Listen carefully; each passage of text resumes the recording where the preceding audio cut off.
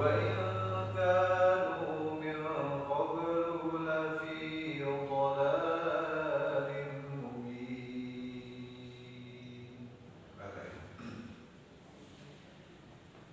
Hadirin hadirat sedang sholat Jumat yang berbahagia.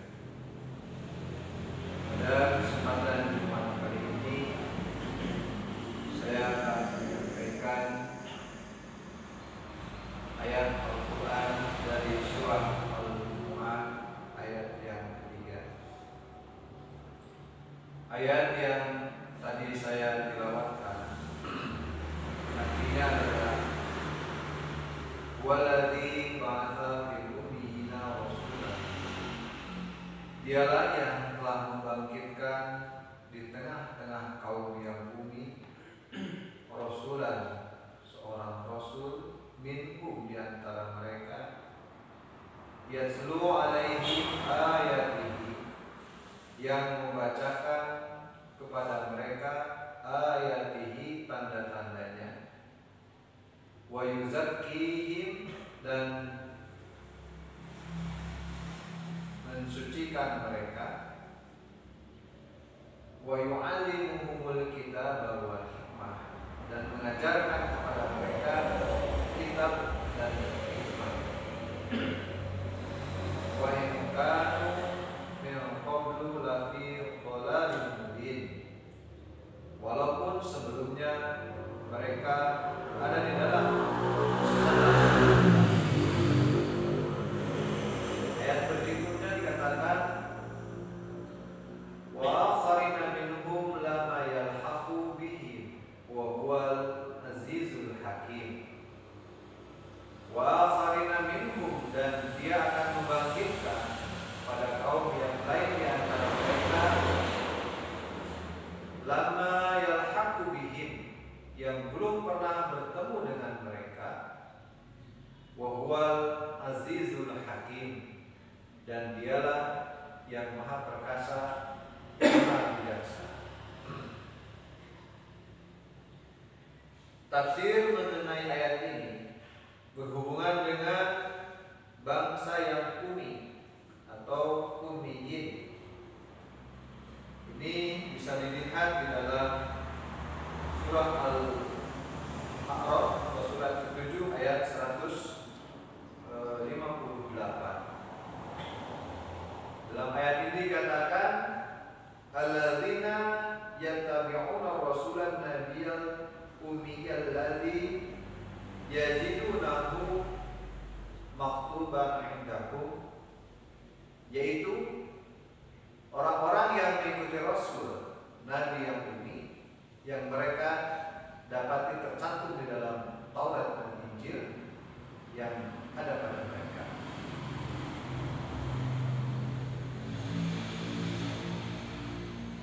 Kemudian yang ingin saya sampaikan di dalam ayat ini adalah mengenai ayat yang berikutnya. Dikatakan bahwa wa akharina minhum lama yalhaqu bihim wa huwal azizul hakim. Dan di kaum yang akhir ataupun di kaum yang lain, dari antara mereka yang belum pernah bertemu dengan mereka, dan dialah yang maha perkasa juga maha bijaksana. Jadi ayat ini berhubungan dengan kedatangan Hazrat Masih Maud salam atau Imam Mahdi yang dijanjikan oleh Rasulullah SAW. Nah, tadi tugas dari Rasul yang ummi tadi ataupun yang dibangkitkan di kaum yang ummi, yaitu pertama yatlu alaihim ayatihi. Jadi dia itu akan membacakan kepada mereka tanda-tandanya. Kemudian wa yuzakkihim, akan mensucikan mereka. Wa yu'allimuhumul kitaba wal hikmah, dan juga akan mengajarkan kitab dan hikmah. Jadi tugas suci Rasulullah SAW meliputi penunaian keempat macam kewajiban mulia yang disebut di dalam ayat ini. Tugas agung dan mulia Sebab untuk kedatangan beliau di tengah-tengah orang-orang Arab buta huruf itu, leluhur beliau Nabi Ibrahim alaihissalam telah memanjatkan doa beberapa ribu tahun yang lampau. Ketika disertai putranya Nabi Ismail alaihissalam, beliau mendirikan dasar pada si Ka'bah. Dalam Quran surah Al-Baqarah ayat 130. Pada hakikatnya, tiada pembaharu yang dapat benar-benar berhasil di dalam misinya bila ia tidak menyiapkan dengan contoh mulia dan kuat kursiahnya atau daya pensuciannya. Suatu jemaah yang pengikut-pengikutnya terdiri daripada orang-orang yang mukhlis, patuh dan bertakwa, yang kepada mereka itulah mula-mula mengajarkan cita-cita dan asas-asas ajarannya, serta mengajarkan filosofi, arti dan kepentingan cita-cita dan asas-asas ajarannya itu. Kemudian mengirimkan pengikut-pengikutnya ke luar negeri untuk mendakwakan ajaran itu kepada bangsa lain. Didikan yang beliau berikan kepada para pengikut beliau memperluas dan mempertajam kecerdasan mereka, dan filsafat ajaran beliau menimbulkan di dalam diri beliau ataupun di dalam diri mereka keyakinan dan iman. Dan contoh mulia, beliau menciptakan di dalam diri mereka kesucian hati. Kenyataan dasar agama itulah yang diisyaratkan di dalam ayat ini. Kemudian tafsir dari lama yang ini yang belum pernah bertemu dengan mereka. Ajaran Rasulullah SAW ditujukan kepada bangsa Arab, yang di tengah-tengah bangsa itu beliau dibangkitkan, ya, melainkan juga ya kepada seluruh bangsa bukan Arab juga, dan bukan hanya kepada orang-orang yang sejaman dengan beliau, melainkan juga kepada keturunan demi keturunan manusia yang akan datang hingga hari kiamat. Ayat ini dapat juga berarti bahwa Rasulullah SAW akan dibangkitkan di antara kaum yang belum pernah tergabung di dalam pengikut semasa hidup beliau.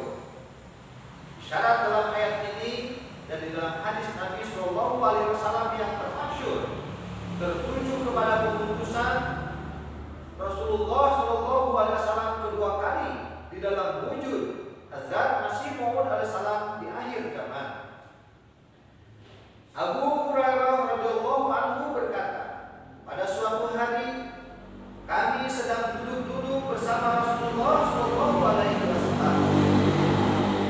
Ketika surah Jumu'ah diturunkan, saya minta keterangan kepada Rasulullah SAW, siapakah yang diisyaratkan oleh kata-kata dan dia akan membangkitkannya juga pada kaum yang lain di antara mereka yang belum pernah bertemu dengan mereka. Salman Al-Farisi. Salman asal dari Parsi sedang duduk di antara kami. Setelah saya berulang-ulang mengajukan pertanyaan itu, maka Rasulullah SAW meletakkan tangan beliau pada Salman radhiyallahu anhu dan bersabda, bila iman telah terbang ke bintang Suraya, seorang laki-laki dari mereka ini pasti akan menemukannya. Hadis Bukhari. Hadis Nabi SAW menunjukkan bahwa isyarat ini dikenakan kepada seorang lelaki dari keturunan Parsi. Hazrat Masih Maud alaihissalam, pendiri jemaat Ahmadiyah, adalah dari keturunan Parsi. Hadis Nabi SAW lainnya menyebutkan kedatangan Al-Masih pada saat ketika tidak ada yang tertinggal dalam Al-Quran kecuali kata-katanya saja, dan tiada yang tertinggal daripada Islam selain namanya saja, yaitu jiwa ajaran Islam yang sejati akan lenyap. Jadi Al-Quran dan hadis kedua-duanya sepakat bahwa ayat ini menunjuk kepada kedatangan dua kali Rasulullah Shallallahu Alaihi Wasallam.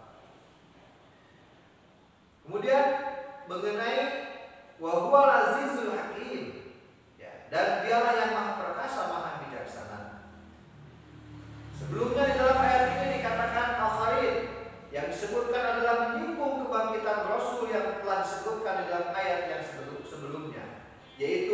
waladzi ba'atsa bil ummiyina rasulan. Akan tetapi pada bagian akhir ayat ini terangkan empat sifat ilahi yang disebut pada bagian akhir ayat yang kedua. Bahkan hanya menyebutkan ulang sifat ilahi yaitu Azizun Hakim. Dengan demikian dapat diketahui bahwa Rasul yang disebut pada permulaan beliau sendiri tidak akan kembali diutus lagi. Bahkan yang akan dibangkitkan adalah seorang zili ataupun bayangan dari beliau yang bukan nabi pun bawa syariat. Yang menarik di dalam hal ini adalah disebutkan pula dua sifat ilahi yang ada kaitannya dengan Nabi Isa alaihissalam sebagaimana firman-Nya, Barakallahu bilaihi wa qanallahu azizan hakimah. Dari ayat ini terbukti bahwa hal ini tidak berkaitan dengan diutusnya Rasulullah SAW pertama kali.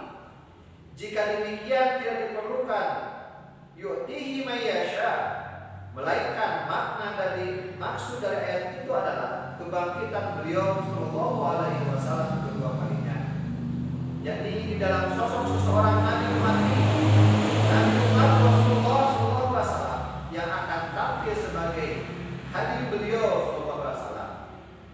Kehormatan ini merupakan karunia yang Dia berikan kepada siapapun yang Dia kehendaki, dan Allah memberi karunia yang besar. Kesimpulan ini diperkuat dengan hadis Bukhari, di mana ketika ayat ini dibacakan, seseorang sahabat bertanya, "Manhum ya Rasulullah?" Ya, bukan bertanya siapa yang akan turun, sebaliknya pertanyaan kepada siapa yang akan dibangkitkan. Atas pertanyaan itu Rasulullah SAW meletakkan tangan beliau di atas pundak Salman Al-Farisi radhiyallahu anhu. Seraya beliau bersabda, "Jika iman telah terbang ke bintang suraya, seorang atau beberapa orang laki-laki di antara orang ini akan membawanya kembali ke bumi." Dengan begitu, secara meyakinkan terbukti bahwa Rasulullah SAW secara pribadi tidak akan dibangkitkan kembali, namun seorang hamba beliau dari keturunan Farsi, yakni dari kalangan non-Arab. Hadirin hadirat, demikianlah yang dapat saya sampaikan.